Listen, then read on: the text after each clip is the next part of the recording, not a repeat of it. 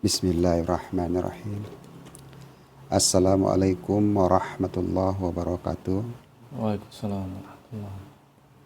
Alhamdulillahi rabbil alamin.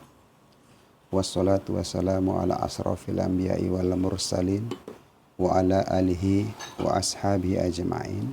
Amma ba'du. Puji dan syukur tak bosan-bosannya kita sampaikan kehadirat Allah Subhanahu wa taala yang telah memberikan rahmat dan hidayahnya hingga kita berkumpul tetap dalam nurnya. Salawat dan salam kepada Nabi Muhammad SAW sebagai uswatun hasanah, contoh yang kita teladani hingga akhir kehidupan. Sahabat Taubi yang dimuliakan Allah Subhanahu wa taala, bertemu lagi dengan saya Wa'alang Amri Lubis yang dalam topik diskusi kita berjudul Taubat sebagai Jalan Kembali. Sahabat Taubi, sebelum kita mulai ada baiknya kita buka pertemuan kita ini dengan membaca kalimat basmalah. Bismillahirrahmanirrahim. Sahabat Taubi, pada Quran surah Al-Fatihah bagian pertama pada ayat ke-7, Allah meletakkan dolin dan lalai pada diri manusia yang memiliki nafsu dan akal yang tidak luput dari kesalahan sepanjang hidupnya. Allah Subhanahu wa taala dengan rahmatnya memberikan jalan keluar bagi manusia saat terlanjur melakukan suatu kesalahan, yaitu taubat, agar bisa kembali dengan jalan, yaitu bertaubat. Sahabat Taubi, mengapa harus bertaubat?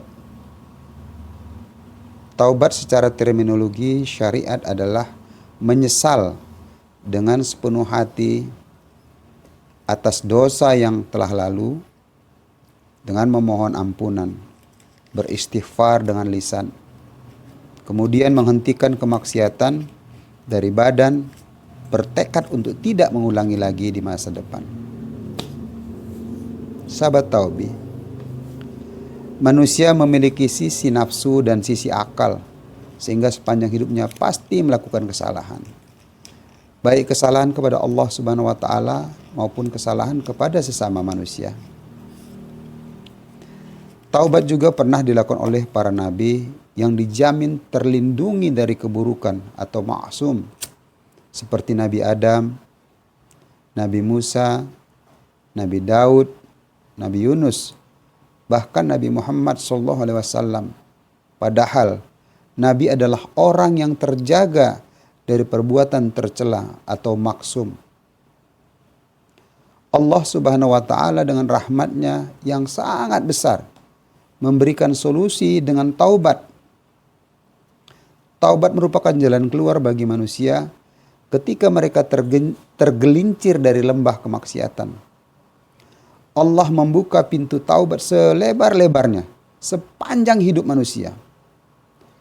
Rasulullah SAW bersabda yang bermakna, setiap Bani Adam berbuat dosa dan sebaik-baik orang yang berbuat dosa adalah yang bertaubat. Dengan demikian, perintah bertaubat disebutkan berkali-kali oleh Al-Quran.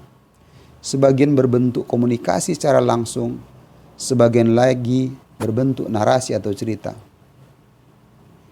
Beberapa ayat menjelaskan tentang taubat yang diterima Allah Subhanahu wa taala, yang diterima dari Allah Subhanahu wa taala.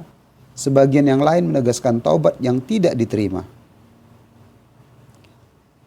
Ayat-ayat Al-Quran tentang taubat tersusun dari 4 unsur penting, yaitu penyesalan, segera menghentikan maksiat, memohon ampunan, dan tekad yang kuat untuk tidak mengulangi lagi di masa depan. 2 syarat taubat yaitu taubat harus segera dilakukan dalam waktu dekat, dalam arti yang sebenar-benar taubat. Tidak boleh ditunda-tunda.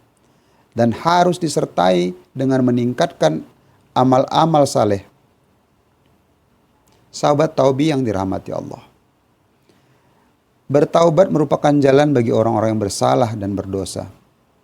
Namun Allah Subhanahu wa taala membuka pintu taubat sebanyak-banyaknya sampai seorang itu menyadari kesalahan yang telah dilakukannya dengan mencari ampunan dengan bertaubat. Rasulullah Shallallahu alaihi wasallam bersabda yang bermakna dari Anas radhiyallahu an bahwa Rasulullah bersabda, setiap anak Adam itu mempunyai kesalahan dan sebaik-baik yang mempunyai kesalahan ialah orang-orang yang banyak bertaubat. Hadis radhiyallahu Tirmizi dan Ibnu Majah. Sahabat taubi, sebagai konklusi dari diskusi kita, yang pertama adalah Allah meletakkan dolin dan goflah pada diri manusia yang terdiri atas nafsu dan akal yang tidak luput dari kesalahan sepanjang hidupnya. Yang kedua, Allah Subhanahu wa taala dengan rahmatnya yang sangat besar memberikan solusi dengan taubat sebagai jalan keluar bagi manusia ketika mereka tergelincir dari lembah kemaksiatan. Langkah menghindari yaitu sifat-sifat jasad seperti syahwat dan hawa nafsu atas kolbu kita dimulai dari perjalanan taubat, yaitu kembali kepada Allah Subhanahu wa taala. Sahabat taubi, mungkin itu di penghujung dari diskusi kita. Nah, dengan demikian marilah kita tutup diskusi kita dengan berserah diri kepada Allah seraya membaca kalimat hamdallah. Alhamdulillahirabbil alamin. Wallahu a'lam bishawab. Assalamualaikum warahmatullahi wabarakatuh. Inna lillahi wa inna ilaihi raji'un.